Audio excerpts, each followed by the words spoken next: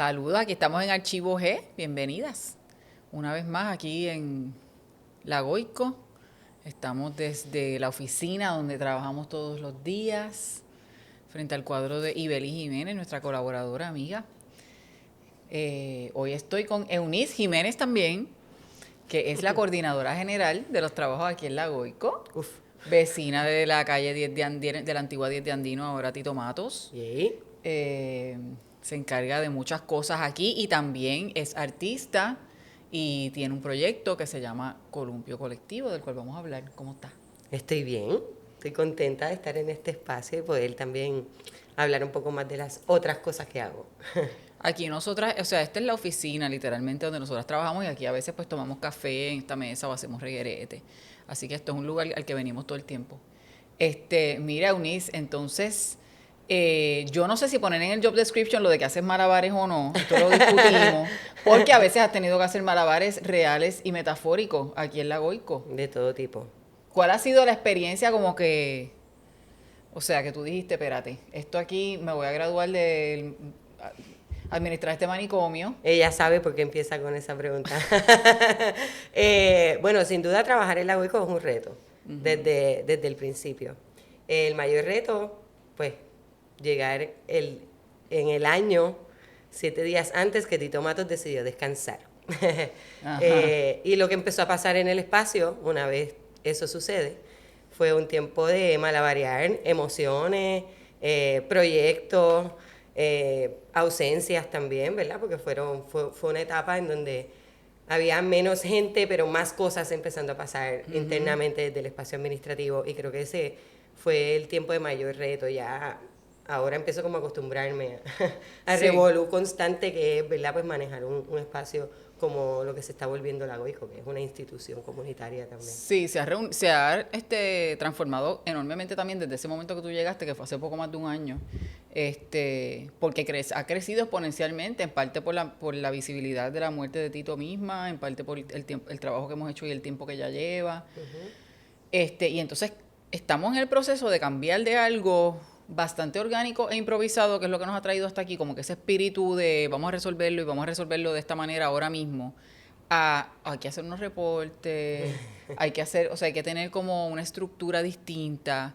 Entonces es como que tenemos ese reto ahora de cómo se maneja ese equipo de trabajo, bien creativo, que les encanta inventar, pero mantenerlo dentro del formato que, como tú dices, institucional un poco, ¿verdad? Sí, que empieza todo a tener otra estructura. Igual es un poco más de un año que llego a trabajar como empleada en la Claro, GOICO, sí, no, ya estaba como voluntaria pero desde mucho llevo como antes. voluntaria desde antes, también apoyando en espacio administrativo, pero un poco más pues desde afuera, distante, apoyándote en cosas específicas que me pedías. Así que Cosas de también, diseño sobre todo, porque yo sí, creo que eso fue lo primero, ¿verdad? Que yo sí, te había pedido diseño sí, sí, sí. para una feria era. Para promociones, porque te diste cuenta que Ajá, eso era algo que yo manejaba, también sí, porque yo fui bien aventada cuando vine aquí sí. en el 2018, que fue el primer desayunión, que El fue la desayunión, primera exacto. reunión comunitaria cuando ¿Esa la fue la GOICO primera vez que tú viniste para el desayunión? había venido antes, pero esa fue la primera vez que me presenté formalmente para la Ya. comunidad. El desayunión fue un desayuno, reunión, ese nombre se lo puso mi hijo Marcelo. Dijo, pues vamos a llamarle desayunión. Diablo, en el 2018, ¿cuántos años tenía? Estaba poniéndole nombres a Sí, las cosas. Yo siempre digo que salió al tío Brayovan Noel. Este, para mí esa es también como una segunda capa de lo que va pasando en la GOICO, porque primero se había mantenido entre las primeras personas que fundaron y que estuvieron en el desarrollo, y el desayunión marca el espacio en el que se abre un poco más a la comunidad y proyectos y personas que estábamos cerca. claro, pero el desayuno era específicamente para organizaciones. O sea, ese evento lo hicimos específicamente para invitar a organizaciones culturales y de otra índole, pero más que nada culturales, que estuvieran en la zona. Exacto. Y ahí fue ahí como ustedes llegan, Sí, entre otros, o sea, había como 50 personas ese día, 60, o sea, había sí, mucha gente. sí, sí, sí. Ok, Sí, entonces ahí ahí fue que ustedes... Columpio estaba participando, teníamos nuestro taller en lo que era la calle Calma, que ahora es la calle Maelo, en un espacio de la familia de Elio Villahermosa. Ajá, Y ya me estábamos acuerdo. ahí trabajando, acabamos de regresar ese año de Buenos Aires, donde estuvimos haciendo nuestra formación. Y ya Columpio existía, pero fue un año bien importante para nosotros también, como afincar el trabajo que estábamos haciendo y empezar como a incorporarnos, por ejemplo, que era algo que no habíamos hecho. Y nuestro proyecto tenía como pilar, siempre ha tenido como pilar la parte educativa y la parte comunitaria y de ocupación de espacios. Porque, o sea, Columpio es un proyecto de clown, de teatro callejero, Sí. de malabares, De artes construyen escénicas, cosas. Okay. de artes escénicas principalmente, en donde esos temas se involucran también por las personas que participamos en él y los trabajos que cada cual hacía individualmente. Entonces, pues trabajábamos con máscaras, con títeres, con los malabares, inclusive ya en la comunidad habíamos participado antes de cuando estaba el lote donde se hacía Cinema Paradiso, que ahí también se hacían, exacto, que ahí también se hacían mercados. Sí. Fue nuestras primeras visitas formales a la comunidad, aunque nos mudamos realmente en el 2018. Okay.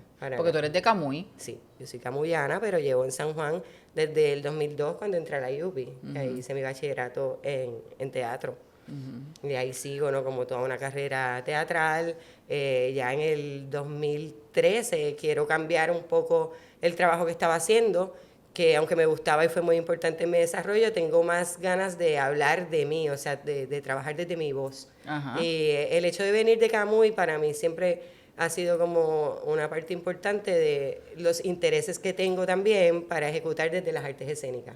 Entonces los espacios convencionales de hacer teatro no me parecen tan relevantes desde esa perspectiva, porque en Camuy hay un teatro que no se usa, porque a Camuy lo que llega desde el trabajo de la calle. Entonces creo que por ahí va esa línea que asumo y que es también la que nos trae aquí a la Goico. Claro. Porque entonces es mirar los pilares que nos mueven y lo que la Goico puede ofrecer. Y esa intersección de la que tanto hablamos, del arte en Puerto Rico, en sus distintas disciplinas, con el trabajo comunitario o con el activismo hasta cierto punto, ¿verdad? Lo que le llaman ahora el artivismo. Que siempre me pregunto, ¿verdad? Yo no soy artista, pero sí estoy con muchos artistas y a veces siento que es como un deber medio impuesto, aunque la gente lo asume con, ¿verdad? Con dignidad y con interés, pero hay otras cosas que quisieran tener que decir que no tienen que ver con la crisis y con la austeridad. Pero, o sea, como que las condiciones nos empujan, ¿verdad? Sin duda. Igual está bien, porque si ese es el espacio en el que crecemos y es lo que tenemos, está bien, es impuesto, pero serían otros temas impuestos en otro país. Claro, ese sí. que nos tocó. Y está chévere también poder tener una hecatombe de gente que se asume. Pero tú no crees que, o sea, esto no lo sabemos porque nunca ha sido nuestra experiencia, pero quizás en los países donde las cosas están un poquito más organizadas ya, ¿verdad? Hay más libertad de determinar, como que voy a ser más filosófico o abstracto en mi planteamiento, porque voy a cuestionarme la vida, qué sé yo, tú sabes, como que... Sí, países que sobre todo, porque la crisis existe en todos los países, yo creo que países que tienen el apoyo de su gobierno permite que las artes puedan tener esos espacios. Y que lo vivimos aquí también, pero con el apoyo de otros países que nos ayudan como artistas a hacerlo, ¿no? Como, qué sé yo, una Wilda Sterling aquí, que puede llevar su carrera a otras líneas. Claro, ahora, a los 75 años. Claro, pero con un montón de trabajo, que ahí es donde quiero hacer el vínculo, con un montón de trabajo desde la precariedad y desde la crisis. Sí. Y el no detenerse es también lo que lleva a que podamos tener esas ventanas, que claro, no debería ser de esa manera, pero sí, bueno, no sabemos, o sea, uno habla del desconocimiento total de cómo sería eso otro, cuáles serían nuestras inclinaciones, cuáles serían, incluso nosotros como organización, pues somos una organización, un centro cultural comunitario que tiene también como pilares la salud y el ambiente, y eso ha sido también porque eso se ha dado de manera orgánica, porque son las necesidades que surgen, porque hay huracanes, porque hay terremotos, porque hay pandemia, porque la comunidad es de viejes, porque, o sea, no es sentarse y decir, pues, ¿qué vamos a hacer? No, es que eso ha sido lo que ha surgido. Sí, o cuál es el tema trend. No. Porque es lo que hay que hacer, o sea, es lo que nos ha tocado, porque es lo que hay que hacer. Y yo creo que así vive mucha gente, y muchos proyectos en Puerto Rico. Y es también parte de lo que le ha dado la relevancia que tiene la Goico, el que hayan tantos artistas que se suman aquí a generar desde sus crisis y sus praxis la visibilización del espacio tan maravilloso que se ha vuelto la Goico como plataforma para exponer tanto lo que hacemos los artistas que estamos aquí en la comunidad como los que se han seguido sumando.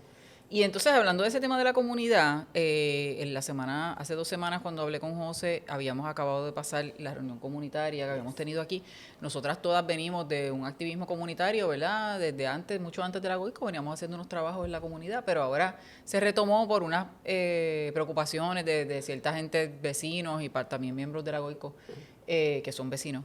Y entonces de ahí salieron dos preocupaciones principales, que fueron el exceso de ruido y el desplazamiento. Yes. Y entonces, como parte del apoyo que la GOICO le está dando a este proceso organizativo, ¿verdad?, que va a llegar a donde sea que la comunidad determine, pues está Joana Domínguez y está Eunice apoyando a estos grupos en términos, digamos, estratégicos, ¿verdad? Un acompañamiento. Tú estás peleando con el desplazamiento. Somos el comité anti-desplazamiento. Y sí, somos facilitadoras de esas personas que están formando parte de ese comité y participamos de ellos porque vivimos aquí. Es un grupo interesante, súper heterogéneo, que puedo comparar, ¿verdad? Participando de los distintos momentos de la GOICO, puedo comparar esa diversidad que hay ahora, que quizás al comienzo pues era más homogénea por la naturaleza de cómo se va generando el proyecto, y son diversidades de todas las maneras, desde raza hasta de dónde vienen, ¿verdad? Porque hay personas que son puertorriqueñas pero vivieron fuera por mucho tiempo y por eso ahora que volvieron pueden ver unas cosas bien específicas, Claro, unos cambios bien amplios, pero también tienen unos conocimientos que por haber estado en otros espacios les permiten sumar a este proceso ahora mismo. Están súper activados también. Es la ciudad, ¿verdad? Esa diversidad que provee la ciudad y que en el caso de este sector siempre lo decimos, como que este sector es un sector bien diverso, nivel socioeconómico, nivel educativo, nivel de todo tipo. Sí, las ideas que traen y cómo quieren atacar la conciencia que se tiene también de que, pues, como dijiste ahorita, es una comunidad de viejes mayormente, y a pesar de que en el grupo se va desprendiendo que mayormente son personas jóvenes quienes están participando, están súper conscientes de a quién le están hablando, para también buscar esa forma. Una de las cosas más importantes que se han estado discutiendo es que es un tema bien amplio y bien complicado, el del desplazamiento, pero cómo se puede llevar de manera simple para que esa comunidad, que también son los más que viven acá, pero quizás los menos que participan por la dificultad de cómo esto se va desarrollando, que ellos también puedan tener el conocimiento que se necesita para que puedan quizás participar de otra Porque este forma. barrio también es bien particular y eso también lo tenemos bien claro cuando hablamos de la organización. Esto es una calle bien larga, con diferentes calles en ambas direcciones. No es un barrio típico de otras partes de Puerto Rico donde este es primo del otro y aquel es, o sea, es mucho más transitorio en su naturaleza. Hay gente de otros países, hay gente que son de otras partes de Puerto Rico que vienen a vivir aquí, y eso lo hace riquísimo y complicado a la vez, porque, claro, o sea, cómo nos ponemos de acuerdo, cómo organizamos eso. Y hablando de eso, entonces, ¿cómo tú terminas en Río Piedras y te vas a Buenos Aires? ¿Cómo llegaste a Buenos Aires? Bueno, termino en Río Piedras. Se empieza a generar el trabajo de Columpio en el 2013 por ese trabajo comunitario que empezamos a hacer en el noroeste, ¿verdad? Porque en el 2016 nos mudamos a Camuy con una intención de eso, de poder activar esos espacios públicos allá, pero nos damos con el cantazo de que es muy complejo, porque uno de los beneficios que tiene estar en la ciudad es que la gente está más consciente de un montón de temas y las gobernanzas también son más plurales. Entonces nos damos cuenta que allá de momento somos los loquitos, los payasos del barrio, ¿no? ¿Verdad? Porque era lo que la gente veía de nuestro trabajo. Claro. Éramos clowns que íbamos a la plaza a hacer cosas. Y el Instituto de Cultura hace unos talleres donde venía la Escuela de Buenos Aires, Cabuya se llama la escuela, a dar unos talleres y nos becan por nuestro trabajo comunitario para poder tomar los talleres. Y de ahí se desprende que la escuela quiera becar a una persona y esa persona es parte del colectivo y la persona le dice a los directores, bueno, pues si yo voy tengo que ir con el colectivo porque como colectivo fue que nos dieron la beca, no hay forma de que yo pueda ir yo solo. Entonces, pues así llega todo Columpio a Buenos Aires a tener una formación específica en la praxis del ECOC, que pues es una praxis que trabaja con el teatro físico principalmente y expande un montón también nuestro lenguaje, porque entonces por fin, ¿verdad? Veníamos de trincheras diferentes y por fin el colectivo empieza a tener un mismo lenguaje. Okay. Y eso fue súper importante también para cuando regresamos poder tener otro impacto en el público y también en el desarrollo de nuestro trabajo, obviamente, que puede entonces enfocarse más. Y de ahí que entonces empecemos a generar un proyecto más allá, ¿verdad?, de solo salir a la calle a presentar. Cuando llega la pandemia, que nos vemos encerrados y como le pasó a todo el mundo, empezamos a hacerse conscientes de la cantidad de basura que uno genera. Ya dábamos talleres de utilización de cosas recicladas para generar malabares, pero entonces nos damos cuenta que podemos ampliar la cantidad de malabares que hacemos con material reciclado. Y de 2 que hacíamos primordialmente, pues ahora tenemos 9 tipos de malabares que hacemos con material reciclado. Y a la vez empezamos a experimentar, ¿verdad? Por una organización que encontramos haciendo research mundial que trabaja con el plástico, que se llama Precious Plastics, que ya hay muchas cosas acá en Puerto Rico que están vinculadas a ello. Empezamos a investigar cómo es dar un paso más y no solo trabajar con el objeto reciclado tal cual es, sino empezar a triturar, a dividir, a generar nuevas mercancías también con eso.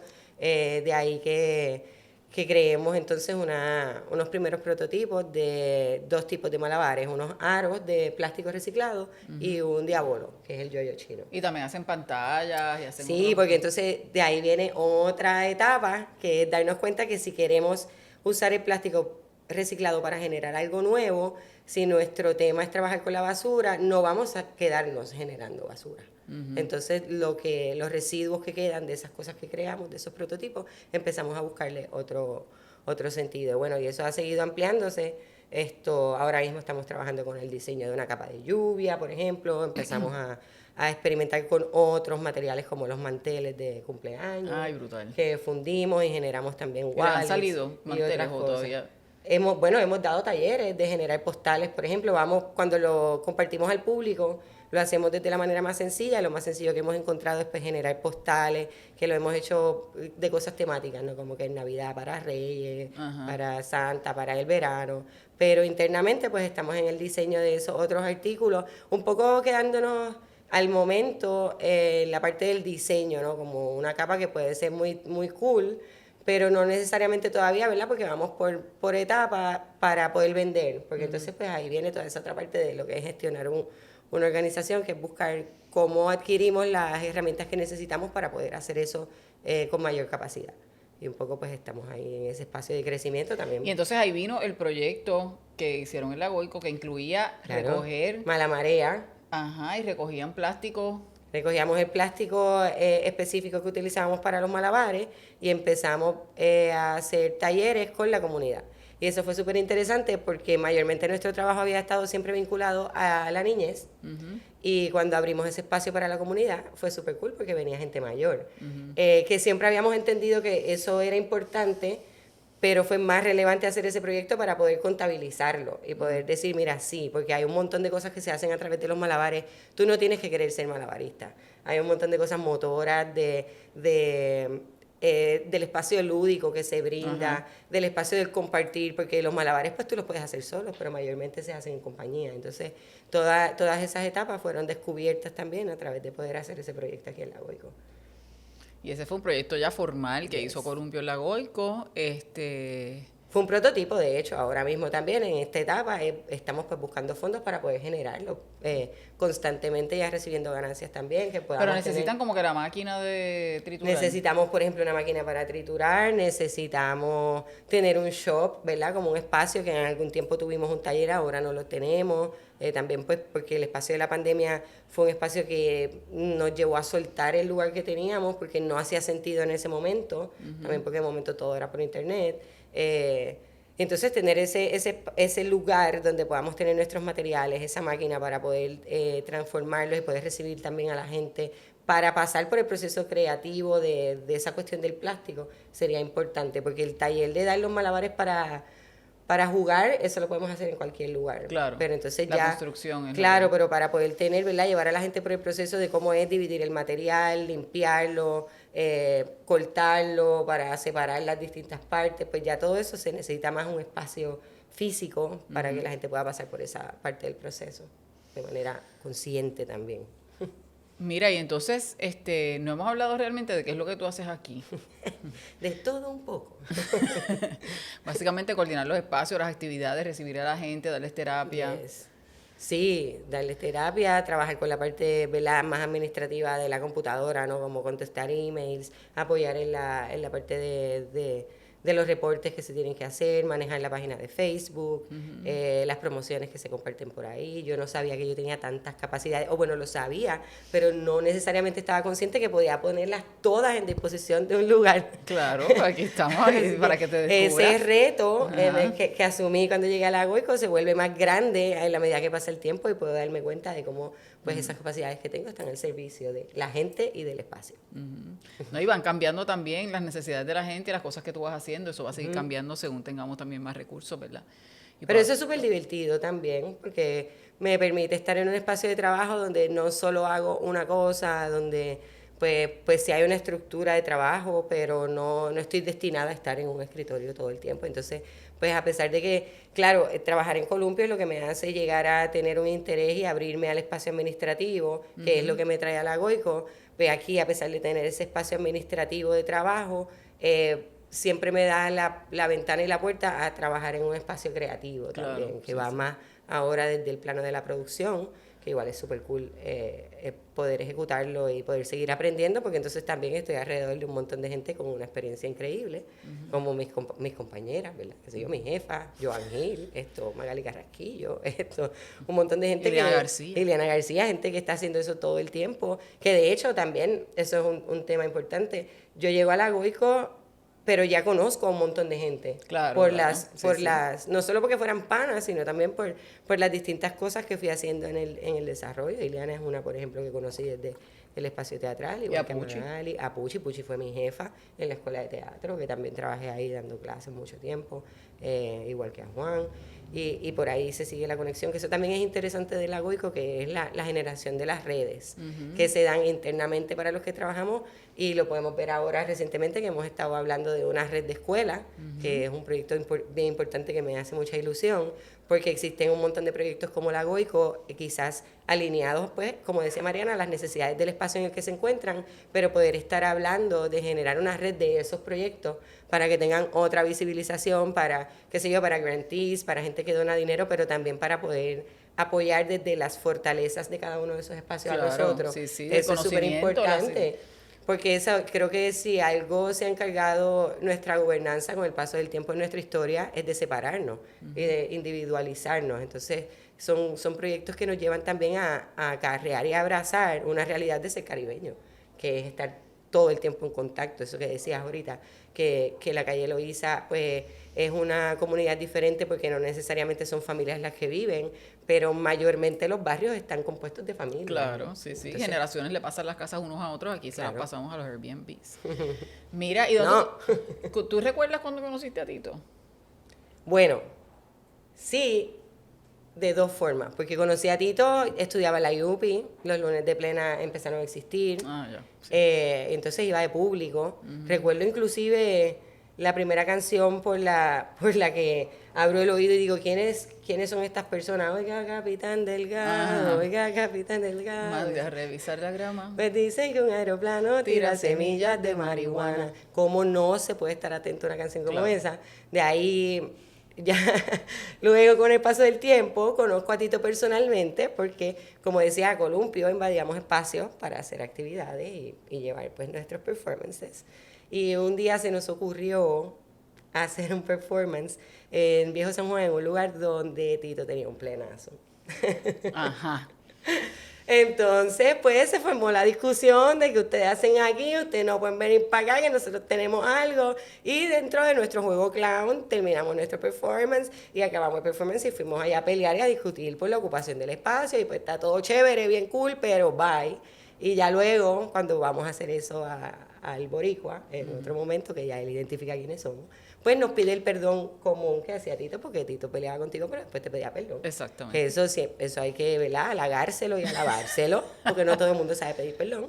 Y estaba en la tarima ahí cantando y se acordó y nos vio que estábamos allá jugando y pidió por favor que ahora en su break fueran para allá a aportar al sombrero de los malabaristas que estaban allí. Y entonces ya luego venir aquí a la Goico, una de las cosas que más atesoro es que el último tiempo antes de Tito irse, antes de que todos supiéramos que se iba, Tito estuvo todo el año anterior, cada vez que me veía y hablaba conmigo había un tema que a él le importaba repetir, y era la cuestión del paso de batuta, el cambio de legado. me da sentimiento. Nada, eso, que estaba súper consciente de esa parte y se encargó un montón de decirlo. Y para mí fue súper relevante poder verlo pasar. Obviamente, no hubiera querido que fuera de la forma que pasó, pero eso también le da un montón de relevancia a lo que es la Goico. ¿Será posible que yo pare de llorar? Esto le da un montón de relevancia a lo que... Aquí lloramos todo el tiempo, esto es normal. Le da un montón de relevancia a lo que es la Goico porque de eso se trata también, que es una de las razones por las que también yo puedo identificar que hay muchos proyectos que no trascienden y tiene que ver con no comprender.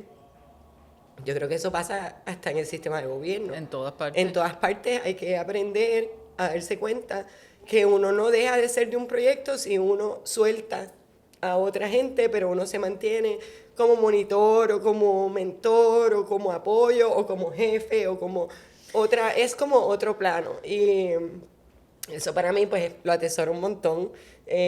Y también atesoro un montón haber sido por muchos meses después de su fallecimiento, pues yo estuve aquí recibiendo un montón de historias constantemente y así es como yo le digo a Mariana que yo puedo pasar años haciendo una praxis artística enfocándome en hablar de la vida de Tito Matos, porque yo lo que yo no conocía de Tito, yo lo conozco hoy gracias a toda la gente que vino aquí a visitar y yo empecé a generar como un mapa de quién era Tito y Mariana, porque pues ya yo conocía a Mariana, yo de hecho en aquel desayunión del 2018 yo me acerco a Mariana bien aprontada porque ya yo la había visto, yo sabía lo que ella hacía y yo quería tener a una superpresidenta en mi junta. Y entonces yo le propongo eso a ella y de ahí ella viene como que, ¿quién es esta persona? Y de ahí es que me ofrece entonces apoyar en otras cosas.